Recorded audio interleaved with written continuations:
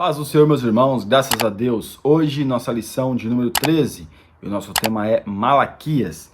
Deus se importa com a família. Irmãos, quando a gente ouve falar do livro de Malaquias, eu já até comentei algumas vezes, as pessoas associam muito o livro de Malaquias ao dízimo. Irmãos, o livro de Malaquias não vai falar sobre o dízimo. Se os irmãos lerem o livro de Malaquias, vai falar sobre Jesus e também vai falar de João Batista. Né? E se os irmãos lerem lá, vai falar até de João Batista, não como o nome de João, mas o precursor do Messias, que foi João Batista.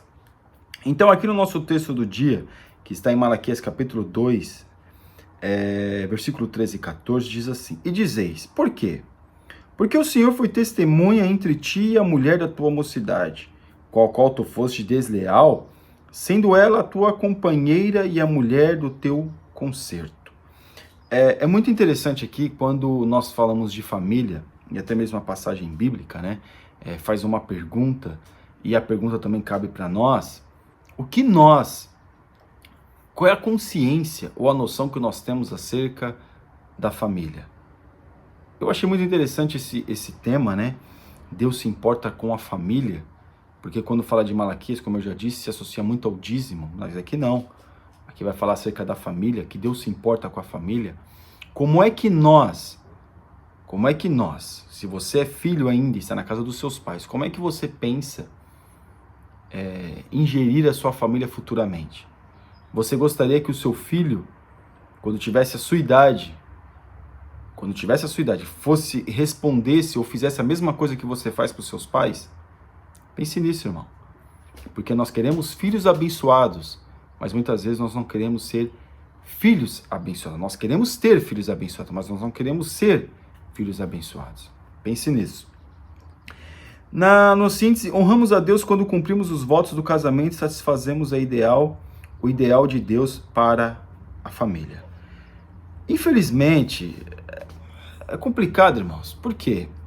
Porque infelizmente hoje, o conceito que o jovem tem de família casou, não deu certo, separa. Parece que só quer casar.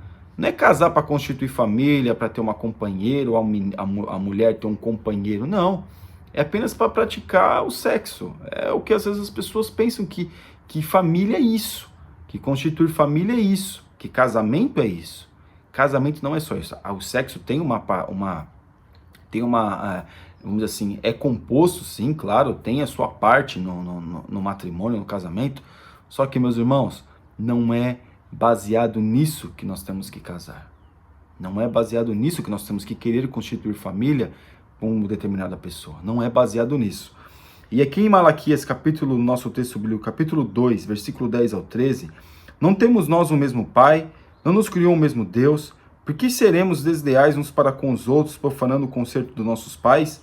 Judá foi desleal, e a abominação se cometeu em Israel e em Jerusalém, porque Judá profanou a santidade do Senhor, a qual ele ama, e se casou com a filha de Deus estranho. Aqui está falando de um sentido espiritual.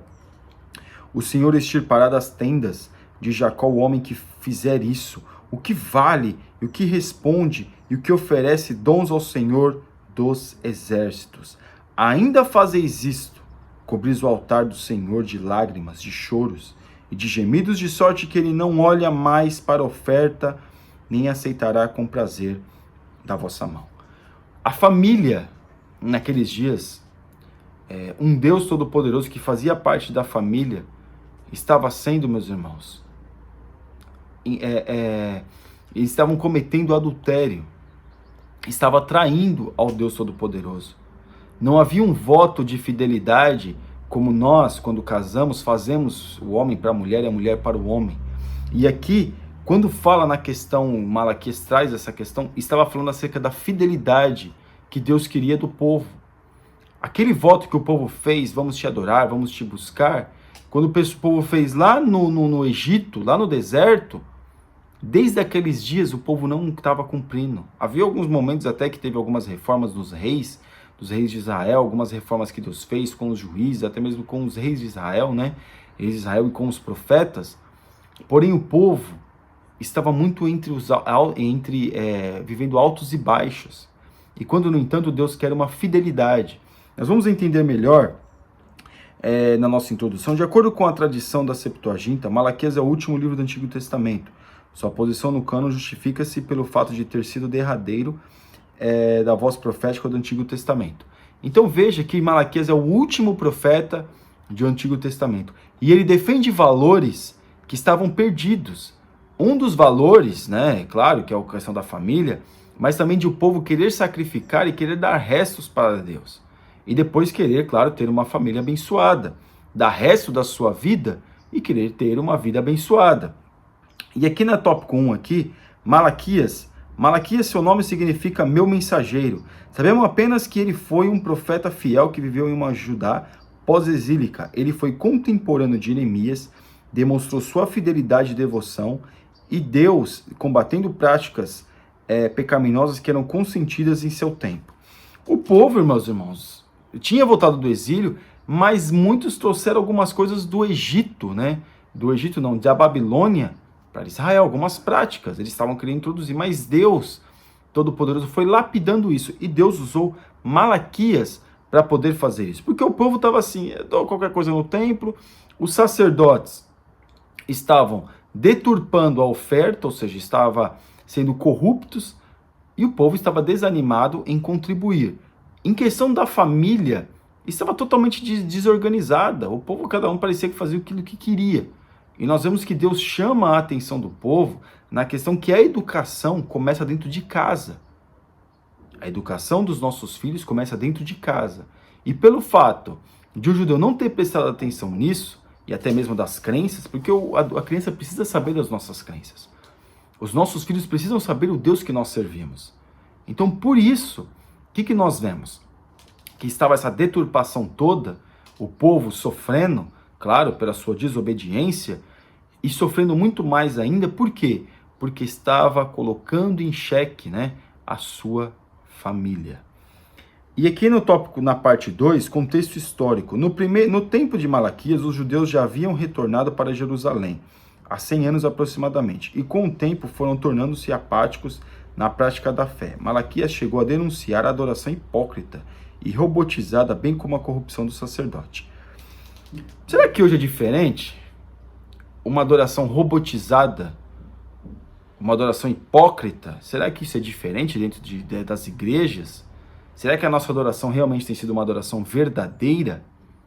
Malaquias, ele fala da corrupção dos sacerdotes. Muitos não estão indo ao templo adorar e não estão dando o seu melhor na adoração por causa dos sacerdotes. E também não era diferente aqui na época de Malaquias. Então veja, meus irmãos, que a história ela é a mesma, só muda os personagens e o cenário. Mas a história continua a mesma, o povo sendo corrupto, o povo querendo se distanciar de Deus, os sacerdotes que deveriam dar exemplo, muitas das vezes dão maus exemplos, e é isso que leva o povo à apostasia, infelizmente. Parte 3, estrutura e mensagem do livro. O livro de Malaquias apresenta em sua introdução a palavra peso, no hebraico massá, que significa sentença pesada. A sentença tinha vindo já, o povo tinha sentido, mas se o povo continuasse, meus irmãos, iriam sofrer uma sentença. Porque aqui o comentarista ainda diz mais: o amor do Senhor por Jacó, exortação aos sacerdotes, advertência contra a infidelidade conjugal e os pecados da comunidade. O povo tinha mulheres que tinham vindo, né, da Babilônia, e havia aquele negócio, casa com a mulher, né, fica fiel a ela. Daqui 35, 40 anos, quando ela já está mais velhinha, quando ali é mais de uma companheira, o que ele faz? Ele troca aquela que estava com ele, eu estou dizendo ele, homem, troca aquela que estava com ele e pega uma mais nova. Essas práticas também já existiam na época de Malaquias, e Malaquias estava denunciando isso. Na parte 2, aqui no tópico 2, indiferença religiosa, a ingratidão. A indiferença em seu estágio inicial apresenta como ingratidão. O profeta declarou que o povo respondeu com ingratidão todo o amor que recebeu. O povo é ingrato. O povo é ingrato. Nós, muitas das vezes, somos ingratos diante de Deus. Deus faz, Deus abençoa, Deus nos levanta, Deus nos dá um ar para respirar. Deus nos dá vida, Deus nos dá condições para ter uma vida e nós somos ingratos. Não agradecemos a Deus pelas pequenas coisas. E o povo aqui não estava agradecendo a Deus por nada. É claro, meus irmãos, é claro que eles foram curados da idolatria lá na Babilônia. Não existia mais a idolatria que existia antes da Babilônia. Porém, eles estavam agora com outras práticas pecaminosas. E isso, com certeza, meus irmãos, com certeza Deus ficou muito, mas muito, vamos dizer assim, triste, né? O Espírito de Deus ficou muito triste, né? Não digo que ficou, porque Deus sabe todas as coisas. Mas nós vemos que isso, com certeza, não traz alegria para Deus, para o Espírito Santo de Deus, não traz. Nós temos que ter uma vida séria diante de Deus, uma vida fiel diante de Deus. Por quê? Porque se nós não formos fiéis diante de Deus, mas nós somos fiéis a quê? Um Deus que nos curou, um Deus que nos salvou, um Deus que nos libertou. Deus estava devolvendo a terra para este povo. Deus tinha usado aqueles homens para invadir Babilônia, para devolver o povo à sua terra. Só que o povo não estava nem fazendo caso disso. Teve muitos que nem queriam nem voltar. Então veja a mentalidade do povo. Parte 2. Descaso religioso. Os sacerdotes foram acusados de desprezar o nome do Senhor. Misericórdia, irmãos. Misericórdia. Misericórdia. Porque o sacerdote, ou vamos dizer hoje, os líderes, que deveriam mesmo ensinar o povo o caminho de Deus, está ensinando o povo o caminho da apostasia. Ensinam o povo palavras desconexas e sem sentido. Trazem mensagens sem beira nem beira. Quando, no entanto, deveria pregar a salvação, deveria pregar o inferno, deveria pregar arrependimento. Pregar o inferno no sentido para o povo tomar consciência do que é a salvação. Hoje nós vemos o descaso que muitos líderes estão tendo com o povo ao qual Deus o confiou. E isso, meus irmãos, me deixa particularmente indignadíssimo. Porque parece que esses líderes não estão pouco preocupados com o povo. Como a gente já até falou nas aulas passadas. O povo está sofrendo e os líderes querem tirar cada vez mais do povo. E eu não estou dizendo dízimos e ofertas não, mas querem tirar mais do que o dízimo. Querem tirar mais do que a oferta, que é o mandamento que Jesus, que nós colocamos em prática hoje como uma sustentação da igreja. Mas eles não querem apenas a igreja ser sustentada. Eles querem ficar rico. E há o quê? Um descaso religioso.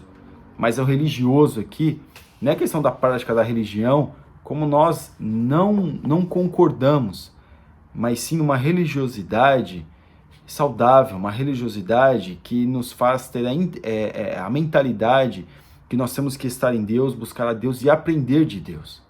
Mas o que eles ensinavam era viver aqui e agora, como hoje muito se ensina. Agora essa parte 3 aqui, meus irmãos, é a que é mais impactante, né? A família é importante. Casamento misto. Homens de Judá foram desleais a Deus ao se casarem com mulheres estrangeiras. Claro, meus irmãos, casaram com mulheres estrangeiras, que Deus falou que eles não deveriam se misturar. Eles não se atentaram para isso, porque estavam em outra nação. E aí casaram-se. E aí as pessoas, meus irmãos, muitas vezes têm aquela desculpa. O jovem não se apegue a isso. Eu vou casar com ele, eu vou casar com ela, que eu vou trazer para a igreja. Traga para a igreja primeiro. Sinta de Deus primeiro. Porque às vezes ele vem mesmo, ou ela vem, se batiza, fica firme, aparentemente. Só que depois que casa, conseguiu o que queria, faz aquilo que quer. E aqui nós aprendemos que sinta de Deus. Primeiro evangelho, as pessoas precisam ser crente. Depois que for um crente verdadeiro, ore a Deus para ver se é da vontade de Deus que se case. Porque esse negócio de casamento misto é uma coisa muito complicada. Se Deus já permitiu o casamento que aconteceu, que não era da mesma nação, mas isso são raríssimas ocasiões. E o povo, às vezes, leva daquelas raras ocasiões a uma regra. Não podemos fazer isso. temos que casar com aquela pessoa que Deus vai nos mostrar, fazer nós sentirmos. Não que Deus vai mostrar para a pessoa em sonho e falar é essa ou é esse e você vai casar, não. É aquilo que Deus mostrar para não acontecer aquilo que aconteceu já lá na época de Malaquias e o que vem acontecendo hoje. E aqui na parte 2, divórcio. Impiedade infiltrou-se no coração do povo, de modo que eles estavam indiferentes em relação a Deus e às suas próprias famílias. Os homens mais velhos estavam agindo com leviandade para com suas esposas de mais idade, trocando-as pelas jovens estrangeiras. Olha a que ponto nós chegamos. Eu já tinha falado isso no começo. Eu já tinha dito isso no começo. Tem muitos que estão fazendo isso, irmãos. Tem muitos deles que estão fazendo isso. Estão trocando as suas senhoras, né, que agora são senhoras, por jovens. Será que Deus se agrada disso? E aí, as pessoas vendo isso falam, nossa, deve ser de Deus mesmo, porque o líder fulano de tal, porque tem os líderes como seus gurus, né? E aí faz tudo aquilo que o líder faz. E não, irmão, nós temos que ver, claro, temos que ouvir todos, mas apenas extrair a parte boa, não a parte que me convém. Não a parte que me convém. Então aqui nós vemos que o divórcio estava acontecendo. Hoje o divórcio dentro da igreja é quase igual ao do mundo. As pessoas dentro da igreja estão se divorciando assim assustadoramente. E eu até vou acrescentar algo aqui do divórcio, que é o crente, que é o jovem casar apenas para ter sexo. Não analisa a questão da família, da longevidade. Você vai viver com essa pessoa até que a morte o separe. Até que a morte o separe. Não existe meio caminho, mas se tiver incompatibilidade de pessoas, não pode. Quando Jesus abriu a exceção acerca do adultério, se a pessoa adulterou, se ela não tiver condições de perdoar ela se separar, Jesus abriu por causa da incredulidade do nosso coração. Mas ele mesmo diz que nem sempre foi assim, foi até que a morte o separe. Então nós vemos que hoje, o jovem hoje, eu vou acrescentar aqui, ele pratica fornicação, e depois quer ter um casamento abençoado. Irmãos, claro, Deus perdoa, Deus restaura, mas muitos hoje que estão praticando a fornicação, que já praticaram, ou se separaram, ou têm uma vida adúltera. Não estou dizendo que é uma regra isso, mas normalmente acontece isso, porque isso já foi plantado lá no namoro. Quando no namoro tinha uma vida sexual ativa, e hoje no casamento acontece isso. Então para ele, uma ou outra é a mesma coisa, não tem aquele vínculo que tem com outra pessoa. Eu não estou dizendo para a pessoa que acabou chegando da igreja agora, eu estou dizendo para conscientizar você que não fez, não faça. E você que já fez, procure se arrepender daquilo que foi feito. Procure se arrepender, porque as consequências, elas vêm. Uma pessoa que pratica fornicação no namoro, ela está muito mais propícia ao adultério, à separação, ao divórcio, do que aquela pessoa que casou virgem dentro da igreja. Não estou dizendo que não há. Eu estou dizendo de proporção. A proporção de uma separação de uma pessoa que teve já uma vida sexual ativa antes do casamento é muito maior num divórcio, uma separação, do que aquele que não teve, que casou virgem, tanto um quanto o outro casaram virgem e viveram uma vida, tiveram uma vida, claro, difícil, porque todo mundo vive uma vida difícil. Eu casei com 25 anos virgem, claro, meus irmãos, minha mulher também casou com 22 anos, 21 anos virgem, e nós vemos, meus irmãos, claro, todos nós sofremos tentação, mas nós, graças a Deus, e eu peço muito a Deus que assim continue, que eu vejo outros casais também que tiveram a mesma prática, que conseguem se conter mais do que aqueles que casaram já tendo outras parceiras, ou eu vou dizer parceira, né? Tiveram outras mulheres já, outros homens, né? No caso das mulheres, na sua vida. Amém? E a parte 3. Nossa relação com Deus influencia nossa relação familiar e esta interfere na forma como como nos relacionamos com o Senhor. Então, claro, tudo isso influencia a nossa vida para com Deus. Nós temos que plantar na nossa juventude para colher na nossa vida adulta tudo aquilo que nós queremos de bom para a nossa vida. E a família é um dom de Deus, é algo que Deus preparou. A bênção de Deus está na família. Deus quer abençoar a família. A primeira instituição que Deus criou foi a família. Se Deus te deu uma família, não jogue a sua família fora. Lute por ela. Lute pela sua família. Lute mesmo, que vale a pena lutar pela família. E agora, nós vemos que muitos estão abandonando a sua família. Mulheres que abandonam seus filhos, filhos que estão abandonando seus pais. E isso é muito triste, meus irmãos. Não somente para a sociedade, mas também para o nosso relacionamento com Deus. Amém? E a nossa conclusão. O livro de Malaquias nos ensina que o casamento não pode ser concebido como um convênio transitório que pode ser desfeito facilmente sem nenhum tipo de implicação espiritual. Ou seja, um casamento que a qualquer momento eu posso, quer saber, não tô nem aí, vou embora, vou deixar minha mulher, meu filho, vou embora com outra, ou eu não quero saber, não tô nem aí. Não, meus irmãos, o casamento tem que ser procurar sempre o quê? Uma renovação, claro, uma renovação, porque as pessoas vão mudando com o tempo. E também se tiver alguma coisa, tem que ter o quê? Tem que ter reparos. Tudo na nossa vida tem que ter reparo. Passa o tempo, as coisas vão, não vou dizer que passa a validade, mas para ter reparo, precisa ter manutenção. Acho que a palavra melhor é manutenção sempre. Amém? Que o Deus abençoe os irmãos. Você ainda que não é inscrito no nosso canal está convidadíssimo a se inscrever. Que Deus te abençoe em nome de Jesus. Fique na paz.